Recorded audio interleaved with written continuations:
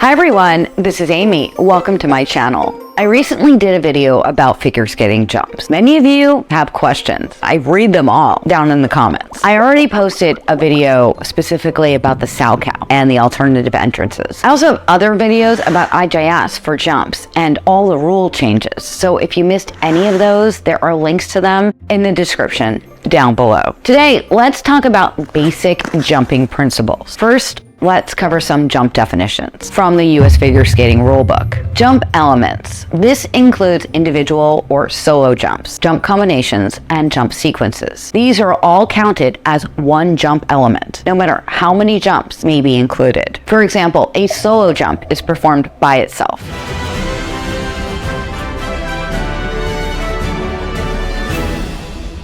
Not as a jump combination or sequence. Solo jumps may also be referred to as individual jumps. Solo jumps count as one jump element, but a jump combined with more than one jump is also counted as one jump element. And a jump sequence is also counted as one jump element. So what is a jump combination? In a jump combination, a jump's landing foot is the next jump's takeoff foot. The last jumping pass, the most difficult, triple Lutz, triple loop, very difficult edge jump, triple Lutz, triple loop.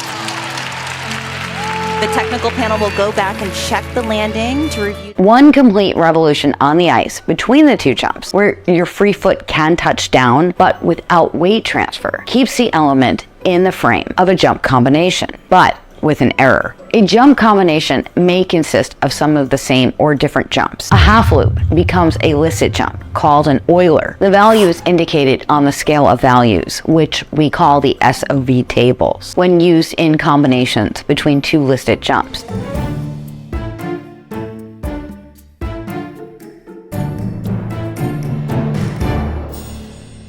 This applies to all levels when IJS scoring is used. Suppose the first jump of a two-jump combination fails to succeed and turns into a non-listed jump. In that case, the jump element will still be considered a jump combination. Now, what's a jump sequence then? A jump sequence consists of two jumps of any number of revolutions, beginning with any listed jump, immediately followed by an Axel type jump, with a direct step from the landing curve of the first jump to the takeoff curve of the Axel type jump.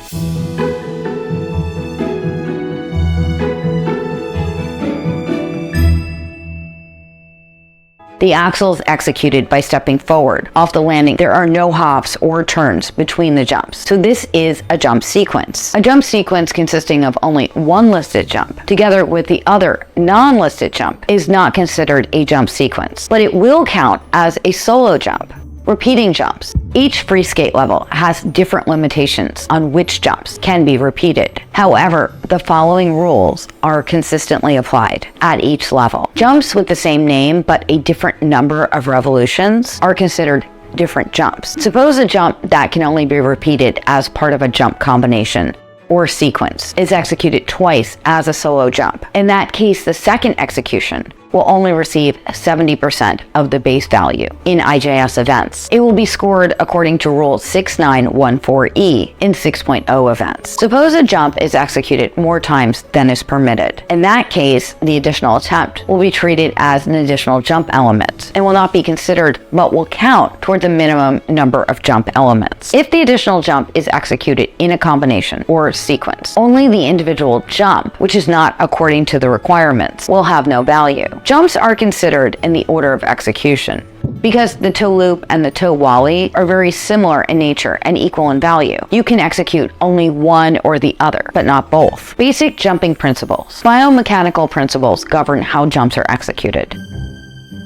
Most jumps happen in less than 0.6 seconds. They must be precise. You want to land them successfully. Jumps require repetition, dedication, and lots of falls before you can master them consistently. Even when you've mastered a particular jump, that only means you can perform it correctly 80% of the time. So even the most experienced skaters will slip up occasionally.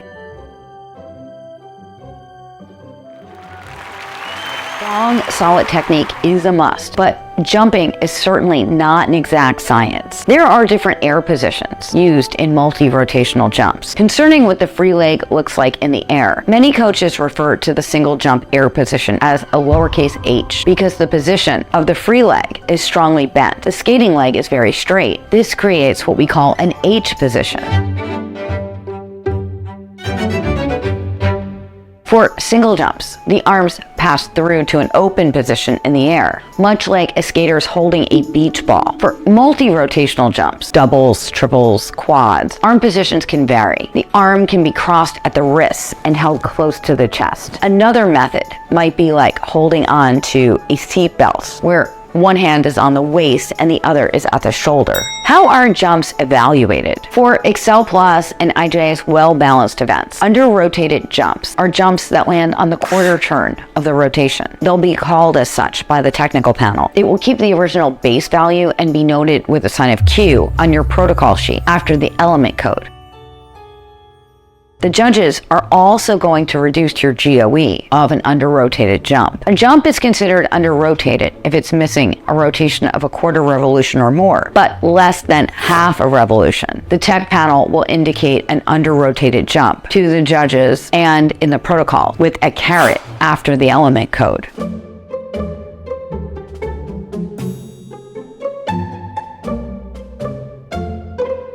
Jumps identified as under-rotated will receive reduced base values, listed in the designated row of the scale of values, or SOV tables. A jump is considered downgraded when it's missing a rotation of 1/2 revolutions or more. The technical panel will indicate a downgraded jump to the judges, and in the protocols with a double caret next to the element code.